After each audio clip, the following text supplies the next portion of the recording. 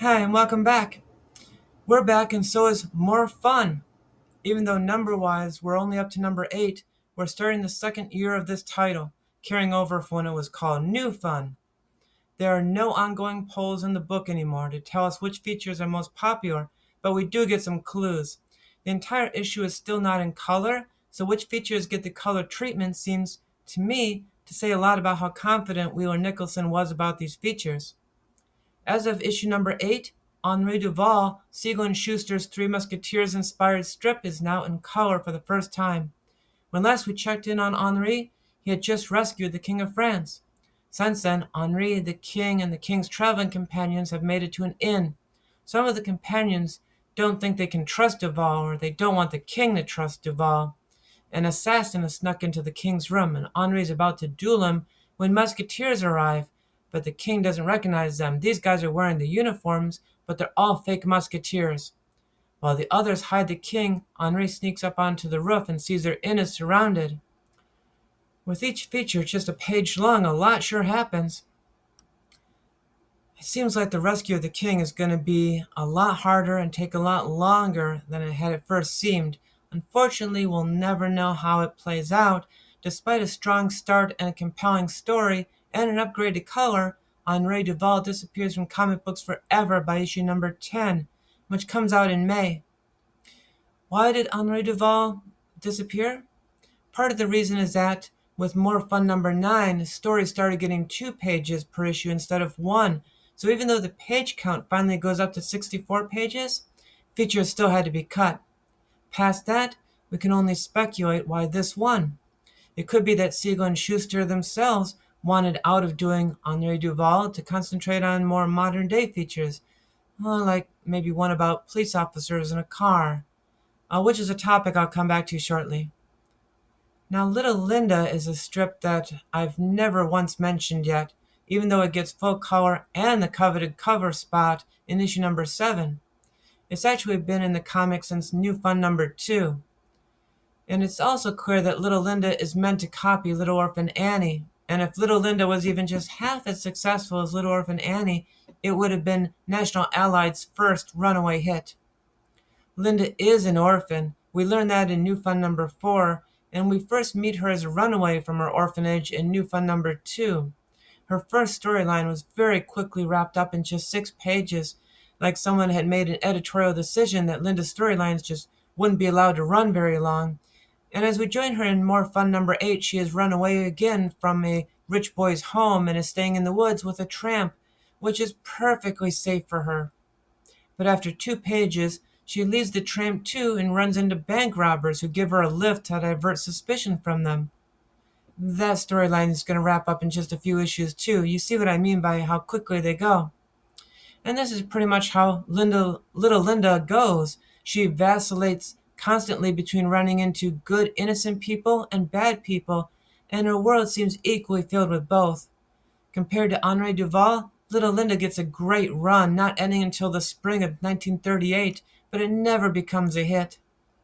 So, why are you bringing it up at all, Melissa? I wanted to remind you that, like Don Drake was a copy of Buck Rogers, this is a pattern we're going to see again and again through the history of comic books.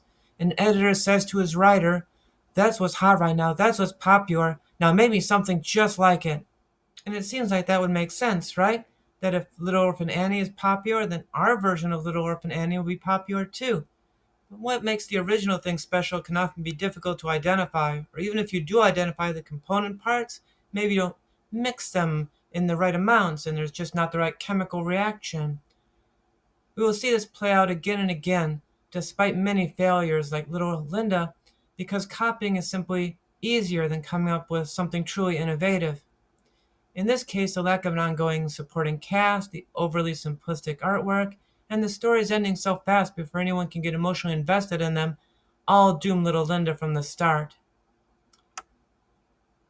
Back to speaking of innovators, no, Siegel and Schuster aren't ready to debut Superman yet. That's still T-minus 2 years away. But in More Fun number 11, right after Henri Duval's cancellation, we get a brand new feature from Siegel and Schuster.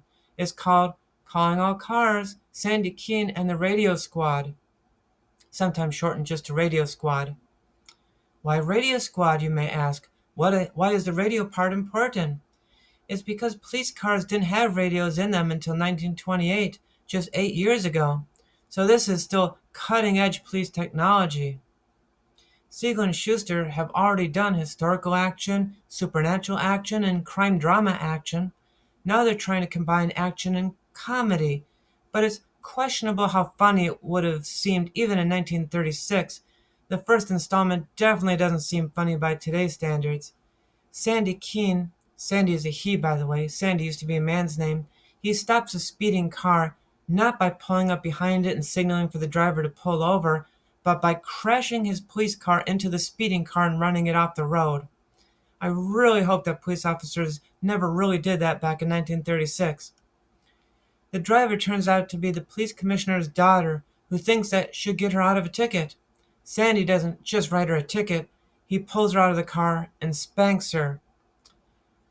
Yeah, we've touched on racism in comic books already, but misogyny is a huge problem in early comic books.